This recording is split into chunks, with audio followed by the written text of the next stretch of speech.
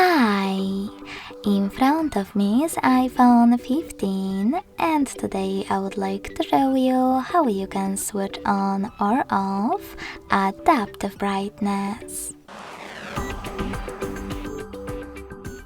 First of all, go into Devices Settings and scroll down just a bit to access Display and Brightness.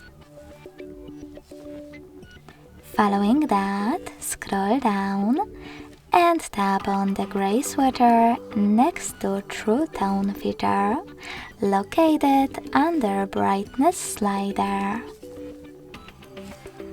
As you can see, my sweater is green.